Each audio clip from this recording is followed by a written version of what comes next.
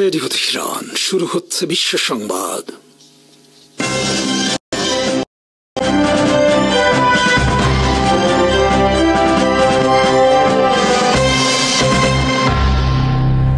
শুরুতেই সংবাদ শিরোনাম। পাকিস্তানের হামলায় যুদ্ধবিমান বিধ্বস্তের কথা অবশেষে স্বীকার করলেন ভারতের সেনা সর্বাধিনায়ক। যুদ্ধবিমান ধ্বংসের কথা স্বীকার করা নিয়ে ভারত জুড়ে হইচই, মোদী সরকার সমালোচনার মুখে বিরোধী রাজনীতিবিদদের। যুদ্ধবিমান ধ্বংসের কথা স্বীকারের ঘটনা মোদী সরকারের মুখে আরেকবার চুনকালি মাখার মতো ঘটনা। যুক্তরাষ্ট্রের প্রতিরক্ষা মন্ত্রী পেট হেগসেথ বলেছেন, তাইওয়ানে চীনের আগ্রাসন খুবই সন্নিকটে। ভারতের সেনা সর্বাধিনায়ক অনিল চৌহান স্বীকার করেছেন, পাকিস্তানের সাথে যুদ্ধে ধ্বংস হয়েছে তাদের যুদ্ধবিমান। সিঙ্গাপুরে অনুষ্ঠিত সাংগ্রি-লা ডায়ালগ নামক প্রতিরক্ষা বিষয়ক আঞ্চলিক সম্মেলনের সময় বার্তা সংস্থা রয়টার্সকে দেওয়া সাক্ষাৎকারে তিনি স্বীকার করেছেন যুদ্ধবিমান খোয়া যাওয়ার কথা। অনিল চৌহানের এই স্বীকারোক্তির মাধ্যমে ভারত সরকারের উচ্চ পর্যায় থেকে মেনে নেওয়া হল পাকিস্তানের হামলায় তাদের যুদ্ধবিমান ধ্বংস হওয়ার ঘটনা। এর আগে বিমান বিধ্বস্তের বিষয়ে 11 মে সাংবাদিকদের এক প্রশ্নের জবাবে ভারতীয় বিমান বাহিনী প্রধান একে ভারতী বলেছিলেন, আমরা যুদ্ধের মধ্যে আছি এবং ক্ষয়ক্ষতি যুদ্ধের অংশ। এর মাধ্যমে তিনি তখন পরোক্ষভাবে স্বীকার করেছিলেন বিমান ধ্বংস হবার কথা। শনিবার সিঙ্গাপুরে রয়টার্সের পক্ষ থেকে অনিল চৌহানের কাছে জানতে চাওয়া হয়, যুদ্ধে পাকিস্তানের হামলায় ভারতের যুদ্ধবিমান বিধ্বস্ত হবার দাবি বিষয়ে। তিনি তখন বলেন, বিমান বিধ্বস্ত হওয়া বড় কথা নয়, বড় কথা হলো কেন এটা হলো এবং এরপর আমরা কি পদক্ষেপ নিয়েছি সেটা। আমরা এই ঘটনার পর দ্রুত আমাদের কৌশলগত ভুলটা ধরতে পারে, এরপর আমরা আবার আমাদের বিমান আকাশে ওড়াই এবং পাকিস্তানের লক্ষ্যবস্তুতে সফলভাবে হামলা পরিচালনা করে। বার্তা সংস্থা রয়টার্স ছাড়াও ব্লুমবার্গ টিভিকেও এক সাক্ষাৎকারে বিমান বিধ্বস্ত হবার কথা স্বীকার করেছেন ভারতীয় সেনা সর্বাধিনায়ক। তবে কতটি বিমান বিধ্বস্ত হয়েছে সেই বিষয়ে তিনি কোনো তথ্য দেননি। পাকিস্তানের পক্ষ থেকে দাবি করা হয়েছে, ভারতের 6টি বিমান তারা ভূপাতিত করেছে। অনিল চৌহান কমপক্ষে একটি বিমান ধ্বংসের কথা স্বীকার করেছেন। পাকিস্তানের হামলায় ভারতের যুদ্ধবিমান বিধ্বস্ত হওয়া বিষয়ে অনিল চৌহানের স্বীকারোক্তি ঘিরে তোলপাড় চলছে গোটা ভারতে। মোদী সরকারের বিরুদ্ধে নতুন করে সমালোচনায় সরব বিরোধী রাজনীতিকরা। পশ্চিমবঙ্গের অন্যতম গুজব বাক্স আনন্দবাজার পত্রিকায় রোববার লিড নিউজ ছিল অনিল চৌহানের স্বীকারোক্তির। আনন্দবাজারের অপর একটি খবরের হেডলাইনের কথাগুলো ছিল, যুদ্ধবিমান ধ্বংস নিয়ে সেনা সর্বাধিনায়কের মন্তব্যের পর বিরোধীদের প্রশ্ন, দেশকে না বলে বিদেশি গণমাধ্যমকে কেন? আনন্দবাজার লিখেছে, ভারতীয় সেনা সর্বাধিনায়ক অনিল চৌহানের মন্তব্য ঘিরে হইচই পড়ে গিয়েছে ভারতে। পাকিস্তানের হামলায় ভারতীয় যুদ্ধবিমান ধ্বংস হয়েছে বলে মেনে নিয়েছেন তিনি। তৃণমূলের সংসদ সদস্য সাগরিকা সামাজিক যোগাযোগ মাধ্যমে প্রশ্ন করেছেন, বিদেশি সংবাদ মাধ্যম কেন এই খবর প্রথম প্রকাশ করবে? এই তথ্যগুলো কেন প্রথম ভারতীয়দের, দেশের সংসদকে এবং জনপ্রতিনিধিদের জানানো হয়নি? মোদী সরকার দেশের মানুষকে বিভ্রান্ত করছেন বলে অভিযোগ তুলেছেন কংগ্রেস সভাপতি মল্লিকার্জুন খাড়গে। সামাজিক যোগাযোগ মাধ্যমে তিনি লিখেছেন, সংসদের বিশেষ অধিবেশন ডাকা হলে তখন এই প্রশ্নগুলো করা যাবে। 22 এপ্রিল পেহেলগামের সন্ত্রাসী হামলার জন্য ভারত পাকিস্তানকে দোষারোপ করে। 6 মে রাত 1টার সময় ভারত পাকিস্তান নিয়ন্ত্রিত কাশ্মীরে হামলা শুরু করে। হামলা শুরুর কয়েক মিনিটের মধ্যে পাকিস্তান ভারতের বিরুদ্ধে পাল্টা হামলা চালায়। রাত 1টা থেকে ভোর 5টার মধ্যে পাকিস্তান ভারতের 5টি বিমান ভূপাতিত করে। এরপর 9 মে মধ্যরাতের পর আবার ভারত পাকিস্তানে হামলা চালায় এবং তখনও পাকিস্তান ভারতের বিরুদ্ধে এমন পাল্টা আঘাত করে যে ভারত সম্পূর্ণ হতভম্ব হয়ে যায়। পাকিস্তানের পাল্টা আঘাতে লন্ডভন্ড ভারত যুদ্ধ বন্ধের জন্য যুক্তরাষ্ট্র, ইরান, সৌদি আরব এবং তুরস্কের দ্বারস্থ হয়। যুক্তরাষ্ট্রের কাছে ভারত অনুরোধ করে তারা যেন পাকিস্তানকে হামলা বন্ধে ব্যবস্থা গ্রহণ করে। এরপর ট্রাম্প প্রশাসনের মধ্যস্থতায় 10 মে বিকাল 5টা থেকে যুদ্ধবিরতি শুরু হয়। 7 মে থেকে 10 মে পর্যন্ত ভারত পাকিস্তানের মধ্যে চলা আকাশযুদ্ধে ভারত শোচনীয়ভাবে বিধ্বস্ত হয়েছে পাকিস্তানের কাছে। সারা বিশ্বের সংবাদ মাধ্যমে ভারতের একাধিক বিমান বিধ্বস্তের ছবি সহ খবর প্রচারিত হয়। পাকিস্তানের পক্ষ থেকে ভারতের 6টি বিমান বিধ্বস্তের দাবি করা হলেও ভারত সরকারের পক্ষ থেকে এই বিষয়ে সম্পূর্ণ নীরবতা অবলম্বন করা হয়। কেবল নীরবতা নয়, উল্টো ভারতের প্রধানমন্ত্রী নরেন্দ্র মোদী, বিজেপির অন্যান্য নেতৃবৃন্দ এবং ভারতের মোদী নিয়ন্ত্রিত গদি মিডিয়া দাবি করতে থাকে ভারত এই যুদ্ধে পাকিস্তানের বিরুদ্ধে বড় জয় পেয়েছে, পাকিস্তানের কোমর ভেঙে দিয়েছে, পাকিস্তান উচিত শিক্ষা পেয়েছে। পাকিস্তান আর উঠে দাঁড়াতে পারবে না ইত্যাদি নানা ধরনের মিথ্যা খবর রসিয়ে রসিয়ে প্রচার করতে থাকে ভারত। কিন্তু ইতোমধ্যে আন্তর্জাতিক গণমাধ্যম আর সামাজিক যোগাযোগ মাধ্যমের কারণে ভারতেরও প্রায় সবাই জেনে যায় যুদ্ধে ভারত পাকিস্তানের কাছে শোচনীয়ভাবে পরাজিত হয়েছে। মোদী সরকার এবং ভারতের গণমাধ্যম সত্য আড়াল করে জঘন্য মিথ্যাচারে লিপ্ত। তারা ভারতের মানুষের সাথে প্রতারণা করছে। যুদ্ধ বিমান ধ্বংস বিষয়ে ভারত সরকার সম্পূর্ণ নীরবতা অবলম্বন করে এক ধরনের বিভ্রান্তি সৃষ্টির চেষ্টা করে, কিন্তু শেষ পর্যন্ত সেই চেষ্টাও বানচাল হয়ে গেল শনিবার সেনা সর্বাধিনায়কের স্বীকারোক্তির ঘটনায়। অনিল চৌহানের এই স্বীকারোক্তি ভারতের প্রধানমন্ত্রী নরেন্দ্র মোদী এবং তার হিন্দুত্ববাদী সরকারের মুখে আরেকবার বেশ ভালো করে চুনকালি মেখে দেওয়ার মতো ঘটনা।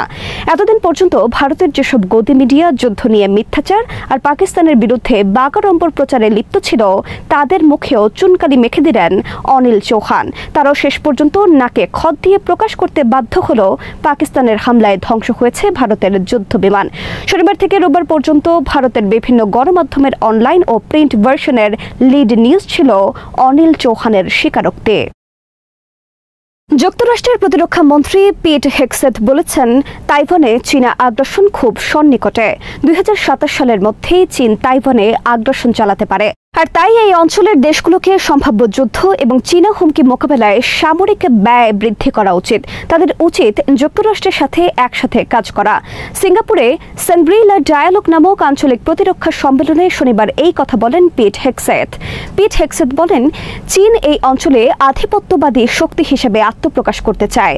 এশিয়ার বৃহত্তর অংশ সেই নিয়ন্ত্রণ করতে চায়। 2027 সালের মধ্যে তারা তাইওয়ানে অভিযান চালাতে চায়। এ বিষয়ে আমি বলতে চাই, তাইওয়ানে চীনের এই ধরনের অভিযান এশিয়া প্যাসিফিক অঞ্চল সহ গোটা বিশ্বে বড় ধরনের বিপর্যয় ডেকে আনবে। তাইওয়ানের প্রতি চীনের এই হুমকিকে আমরা কোনোভাবেই হালকা করে দেখছি না। আমরা এই হুমকিকে বাস্তব বলে মনে করি। চীনের এই হুমকিকে আমরা খুব কাছের বলে মনে করি। তবে পিট হেগসেথ বলেন, যুক্তরাষ্ট্র চীনের সাথে কোনো সংঘাতে জড়াতে চায় না। পিট হেগসেথ বলেন, আমরা চীনের শাসক পরিবর্তন করার চেষ্টা করছি না। আমরা চীনের ওপর আধিপত্য বিস্তারেরও চেষ্টা করছি না। আমরা চীনকে ঘেরাও করছি না বা চীনকে উস্কানি দিচ্ছি না। কিন্তু আমরা যেটা বলতে চাই তা হলো, চীন আমাদের বা আমাদের মিত্রদের ওপর আধিপত্য বিস্তার করতে পারবে না। পিট হেগসেথের এই বক্তব্যের জবাব দিয়েছেন সিঙ্গাপুরে নিযুক্ত চীনের রাষ্ট্রদূত। এক ফেসবুক পোস্টে চীনা দূত বলেছেন, পিট হেগসেথের এই বক্তব্য স্পষ্টভাবে চীনের বিরুদ্ধে হুমকি এবং উস্কানিমূলক। এশিয়া প্যাসিফিক অঞ্চলে যে সামরিক উত্তেজনা বিরাজ করছে তার মূলে রয়েছে যুক্তরাষ্ট্র। চীনা দূত বলেন, এশিয়া প্যাসিফিক অঞ্চলের দেশগুলোকে সামরিক ব্যয় বৃদ্ধির যে প্রস্তাব তিনি দিয়েছেন তা বিশ্বে নতুন করে অশান্তি সৃষ্টির প্রকাশ্য ঘোষণা। দক্ষিণ চীন সাগরে তারা দীর্ঘদিন ধরে বিভিন্ন মিত্র দেশের সাথে মিলে সামরিক অভিযান পরিচালনা করে চলছে।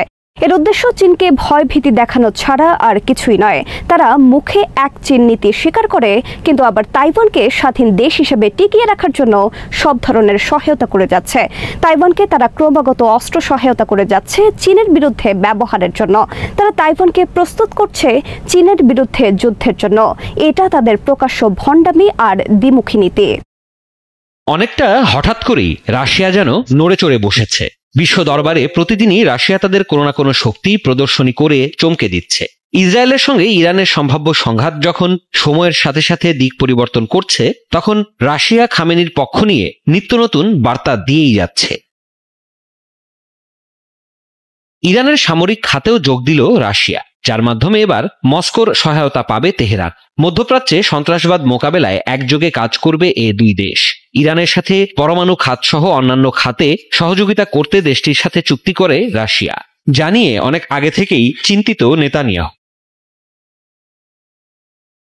চলতি বছরের শুরুতে রাশিয়ার সাথে কৌশলগত চুক্তি করে ইরান, যার মাধ্যমে আগামী 20 বছর প্রযুক্তি, যোগাযোগ ও পরমাণু খাতের উন্নয়নে তেহরানকে সহায়তা করবে রাশিয়া। রুশ প্রেসিডেন্ট ভ্লাদিমির পুতিনের সাথে এই চুক্তি করেন ইরানের প্রেসিডেন্ট মাসুদ পেজেশকিয়ান, তাও আবার মার্কিন প্রেসিডেন্ট ডোনাল্ড ট্রাম্প ক্ষমতায় বসার কিছুদিন আগে। এবার মস্কোতে রাশিয়ার নিরাপত্তা পরিষদের সচিব সের্গেই শোইগু ও ইরানের জাতীয় নিরাপত্তা কাউন্সিলের সচিব আলী আকবর আহমাদিয়ানের সাথে বৈঠক করেছেন। এই সময় দুই দেশের মধ্যকার সামরিক প্রযুক্তিগত সহযোগিতা জোরদারের বিষয় নিয়ে আলোচনা করেছেন।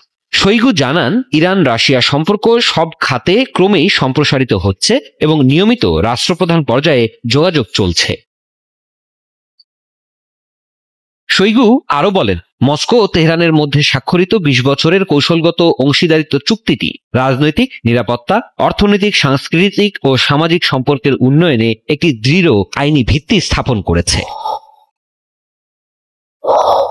অন্যদিকে ইরানের শীর্ষ নিরাপত্তা কর্মকর্তা আলী আকবর আহমাদিয়ান মন্তব্য করেন যে এই চুক্তিগুলির বাস্তবায়ন তেহরান ও মস্কোর মধ্যে অর্থনৈতিক বিনিময়ের পরিমাণ উল্লেখযোগ্যভাবে বাড়াবে। বৈঠকে উভয় পক্ষই আঞ্চলিক ও আন্তর্জাতিক ক্ষেত্রে পারস্পরিক সহযোগিতা জোরদারের উপর গুরুত্ব আরোপ করেছে।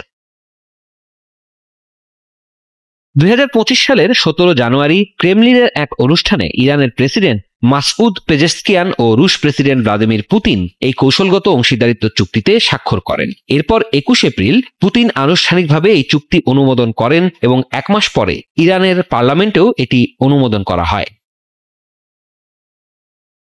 চুক্তিগুলো ছিল যৌথ প্রতিরক্ষা সহযোগিতা, সন্ত্রাসবাদ বিরোধী লড়াই, জ্বালানি ও শিল্প খাতে অংশীদারিত্ব, আর্থিক ব্যবস্থার সমন্বয়, পরিবহন অবকাঠামো উন্নয়ন, কৃষি ও প্রযুক্তি খাতে সহযোগিতা, সাংস্কৃতিক ও বৈজ্ঞানিক বিনিময়।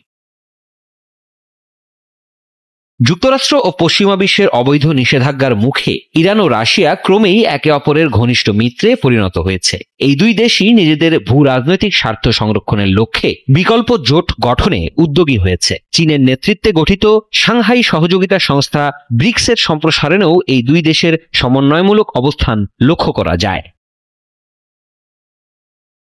ইরান রাশিয়ার এই সম্পর্ক নিয়ে সংবাদ মাধ্যম বিবিসি জানিয়েছে, এই চুক্তিকে পশ্চিমা বিশ্ব অস্ত্রশক্তির নতুন কৌশলগত উদ্যোগ হিসেবে দেখছে, যা ইউক্রেন যুদ্ধ ও ইরান ইসরায়েল উত্তেজনার প্রেক্ষাপটে আরও তাৎপর্যপূর্ণ হয়ে উঠেছে। এছাড়াও সংবাদ মাধ্যম আল জাজিরা জানায়, রাশিয়া ও ইরান বর্তমানে অস্ত্র ও ড্রোন প্রযুক্তিতে সহযোগিতা বাড়াচ্ছে, যা মধ্যপ্রাচ্যের ভূ রাজনৈতিক ভারসাম্যে পরিবর্তন আনতে পারে। এছাড়াও এই চুক্তিটি ইউক্রেন যুদ্ধের মধ্যে রাশিয়ার জন্য একটি বিকল্প সরবরাহ ও আর্থিক সহযোগিতার চ্যানেল উন্মোচন করতে পারে বলে মনে করেন বিশ্লেষকরা। ইরান ও রাশিয়ার মধ্যকার এই কৌশলগত জোটবদ্ধতা কেবল দ্বিপাক্ষিক সম্পর্ক নয়, বরং একটি বহুপাক্ষিক বৈশ্বিক ব্যবস্থার বিকল্প খুঁজে বের করার প্রয়াস। পশ্চিমা প্রভাব বলয়ের বাইরে বিকল্প অর্থনৈতিক ও নিরাপত্তা জোট গঠনের যে ঢেউ শুরু হয়েছে, এই চুক্তি সেই প্রেক্ষাপটেই এক নতুন মাত্রা সংযোজন করেছে।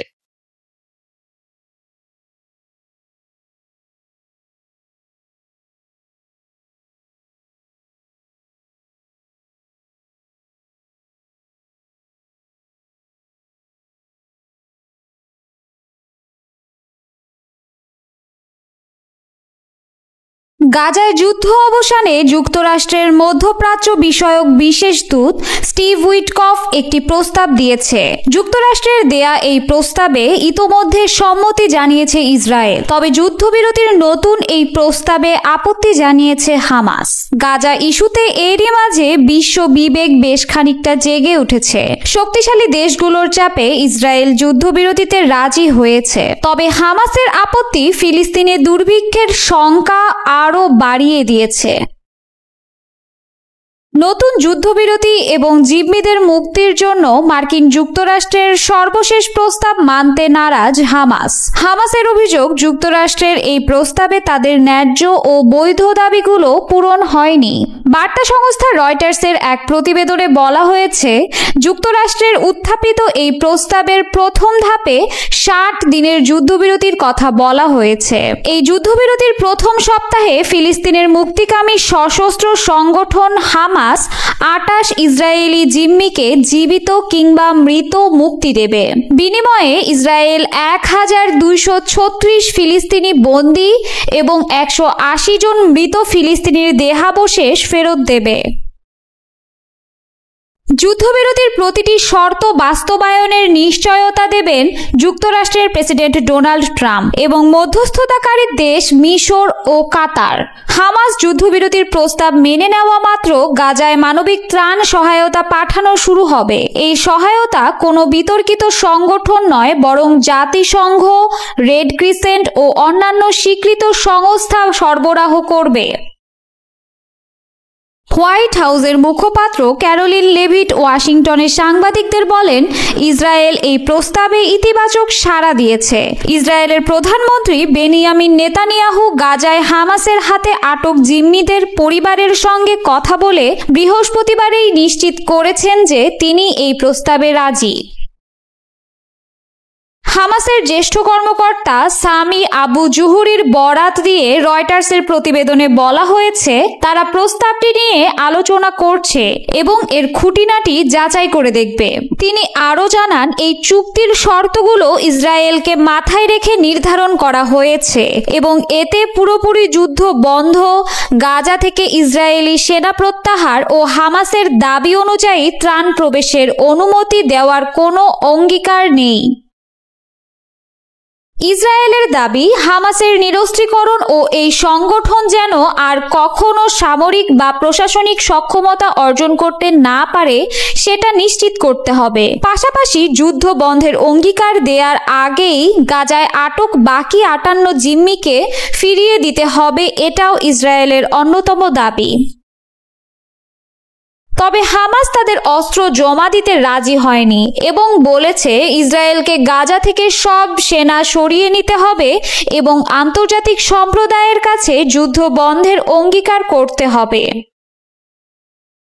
উইটকফের প্রস্তাবিত এই নতুন চুক্তিতে আপত্তি জানিয়েছে হামাস। তারা জানিয়েছে তাদের নেতারা নতুন প্রস্তাবটি পুঙ্খানুপুঙ্খভাবে পর্যালোচনা করছে। 2-1 দিনের মধ্যেই এই প্রস্তাব নিয়ে তাদের সিদ্ধান্ত জানাবে হামাস। কিছুদিন আগেও ইরানের পক্ষে ছিল সৌদি আরব। যুক্তরাষ্ট্রকে সাফ জানিয়ে দিয়েছিল, ট্রাম্প যদি ইরান আক্রমণ করে তাহলে সৌদি তাদের আকাশসীমা ব্যবহার করতে দিবে না। এমন ঘোষণার কয়েক মাসের ব্যবধানেই বদলে গেল রাজনীতি। মধ্যপ্রাচ্যের পারমাণবিক উত্তেজনাকে কেন্দ্র করে এবার এক অপ্রত্যাশিত কূটনৈতিক পদক্ষেপ নিল সৌদি আরব।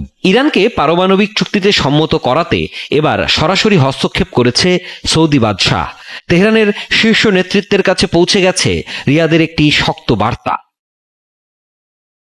রয়টার্স জানিয়েছে, গত মাসে এক রুদ্ধদ্বার বৈঠকে ইরানের প্রেসিডেন্ট মাসুদ পেজেশকিয়ান, সেনাপ্রধান মোহাম্মদ বাঘেরি ও পররাষ্ট্রমন্ত্রী আব্বাস আরাগচির সঙ্গে দেখা করেন সৌদি যুবরাজ প্রিন্স খালিদ বিন সালমান। আর এই সফরে তিনি পৌঁছে দেন 89 বছর বয়সী সৌদি বাদশাহ সালমানের একটি বার্তা, যা ছিল ইরানের সর্বোচ্চ নেতা আয়াতুল্লাহ আলী খামেনির উদ্দেশ্যে। সৌদির বার্তায় ইরানকে স্পষ্ট করে জানানো হয়, মার্কিন যুক্তরাষ্ট্রের দেওয়া পারমাণবিক প্রস্তাব গুরুত্বের সঙ্গে গ্রহণ করতে হবে, কারণ এই প্রস্তাবই পারমাণবিক উত্তেজনা কমাতে সহায়তা করতে পারে এবং ইসরায়েলের সম্ভাব্য হামলা এড়াতে পারে। উপসাগরীয় সূত্রগুলো জানিয়েছে, প্রিন্স খালিদের এই বার্তা ছিল কঠোর এবং সরাসরি। সৌদি যুবরাজ আরও হুঁশিয়ারি দেন, যদি আলোচনা ভেঙে যায় তাহলে ইসরায়েল নতুন করে হামলার পরিকল্পনা নিতে পারে, আর এমন পরিস্থিতিতে গোটা মধ্যপ্রাচ্য আরও একবার যুদ্ধের মুখোমুখি হতে পারে। বিশ্লেষকরা বলছেন, গাজা এবং লেবাননে চলমান সংঘাতের মধ্যেই এই সতর্কবার্তা পরিস্থিতিকে আরও স্পর্শকাতর করে তুলেছে।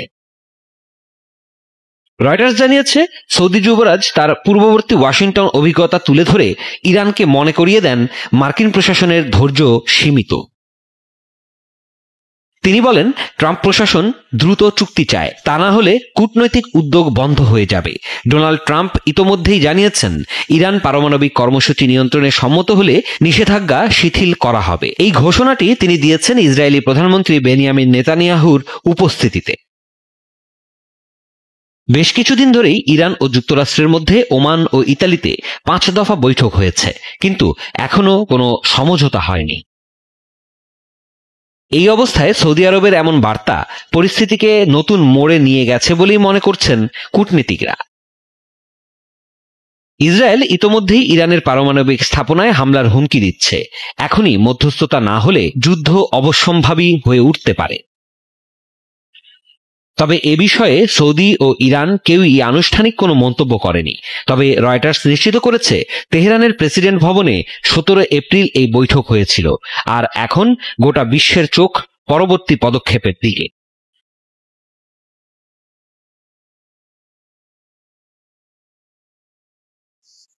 সৌদি আরব ও ফ্রান্সের মধ্যস্থতায় নতুন করে শুরু হতে যাচ্ছে স্বাধীন ফিলিস্তিন গঠনের আলোচনা। যুক্তরাষ্ট্রের সাথে $600 বিলিয়ন চুক্তির পর ফিলিস্তিনের বিষয়ে সৌদি আরবের এই সরাসরি হস্তক্ষেপে হতবাক ট্রাম্প। এই মুহূর্তে সৌদির বিরুদ্ধে কথা বলার মতো পরিস্থিতিতে তিনি নেই বলেও আলোচনা করছেন বিশ্লেষকদের অনেকেই, যা উঠে আসছে সমাজ মাধ্যম থেকে শুরু করে খবরের পাতায়। এই মুহূর্তে শুধু সৌদি নয়, ফিলিস্তিনের স্বাধীনতার পক্ষে সরব হতে শুরু করেছে সারা বিশ্ব।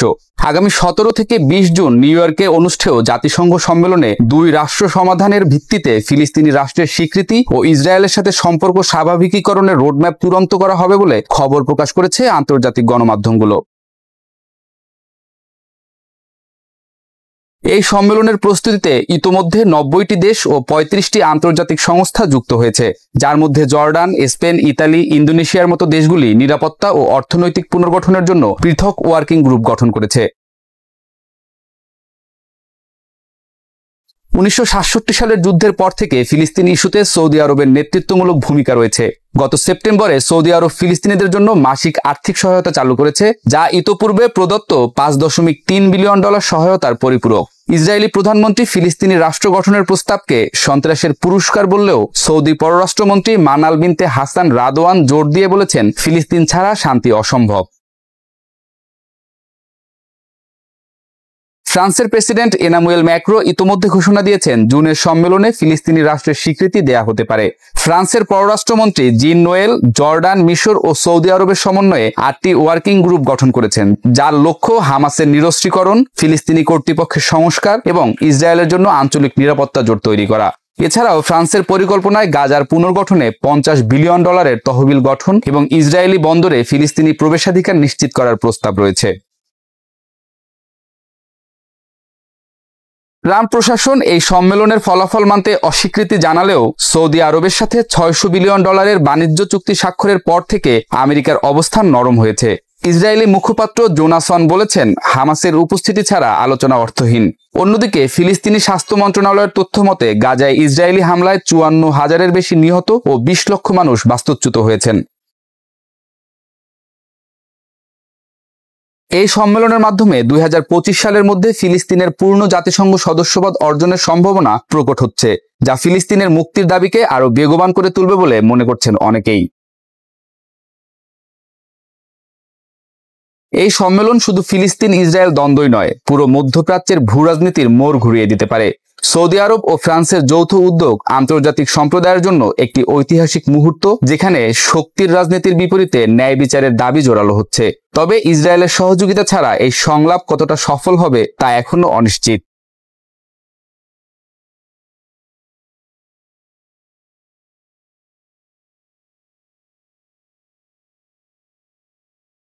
আধুনিক ভূরাজনীতিতে পরমাণু অস্ত্র শুধু ধ্বংসের হাতিয়ার নয়, বরং কূটনৈতিক চাপ, সামরিক প্রতিরোধ এবং রাষ্ট্রীয় নিরাপত্তার এক প্রকার ছায়াঢাল হিসেবে কাজ করে।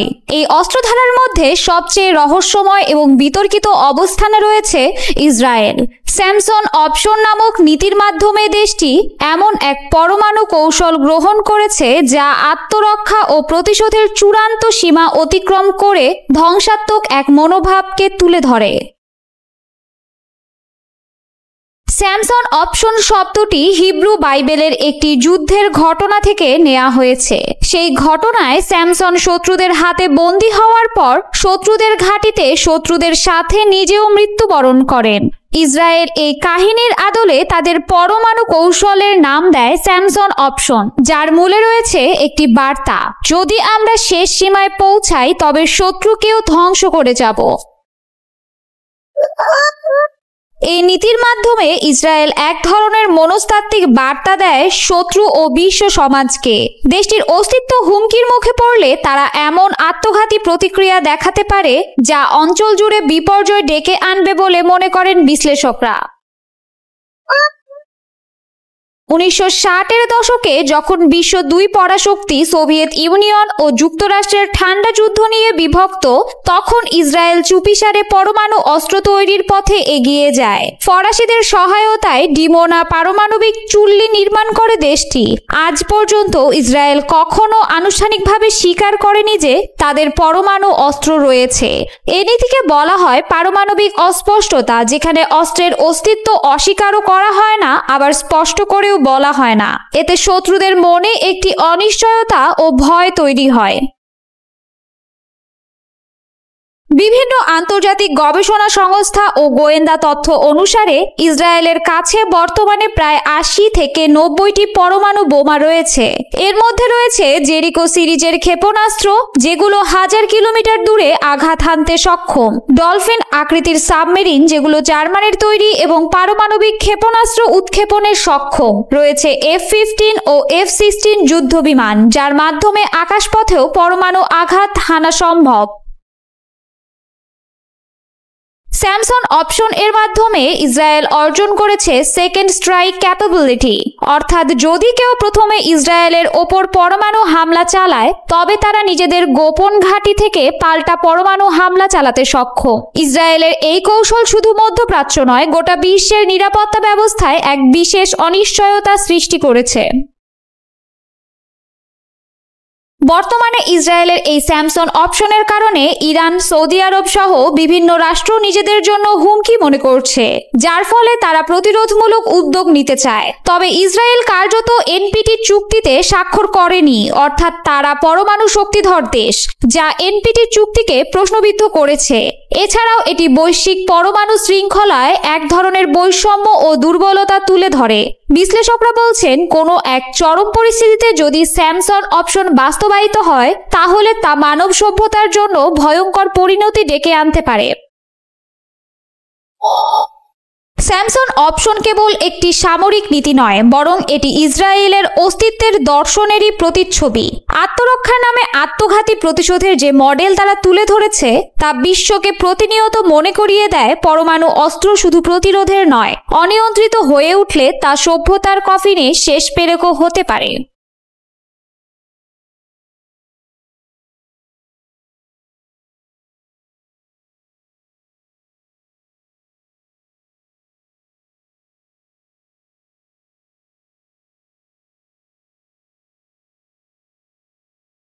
হুতিরা যত হুঁশিয়ারি দিচ্ছে, ইয়েমেনে ইসরায়েলের আগ্রাসন ততই বাড়ছে।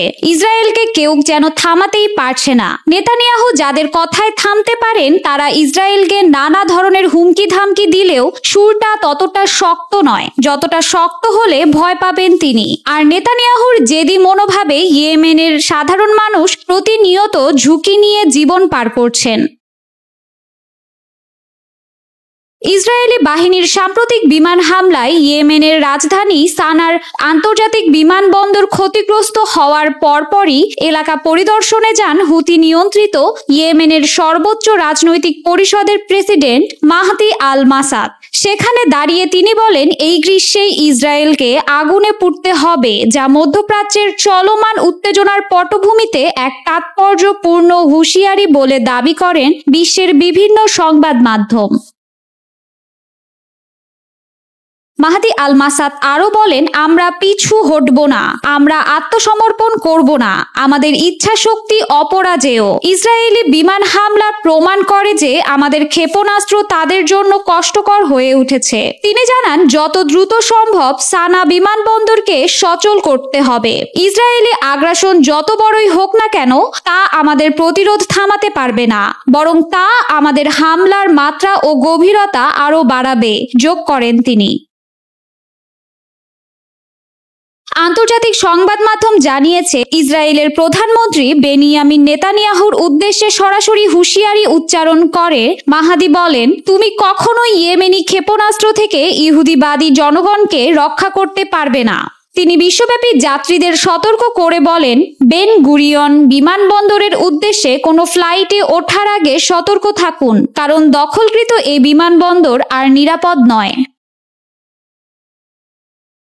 ইসরায়েল গাজা যুদ্ধ ইতোমধ্যে 20তম মাসে পা রেখেছে। গাজায় ইসরায়েলের অব্যাহত অবরোধ, বিমান হামলা ও গণহত্যার বিরুদ্ধে হুথি সমর্থিত ইয়েমেনি গোষ্ঠী একাধিকবার রেড সি ও ভূমধ্য সাগরে বাণিজ্যিক জাহাজের ওপর হামলা চালিয়েছে। মাহাদি আল মাসাদ বলেন, গাজায় গণহত্যা ও অবরোধ বন্ধ না হওয়া পর্যন্ত ইয়েমেন ফিলিস্তিনিদের পক্ষে লড়াই চালিয়ে যাবে।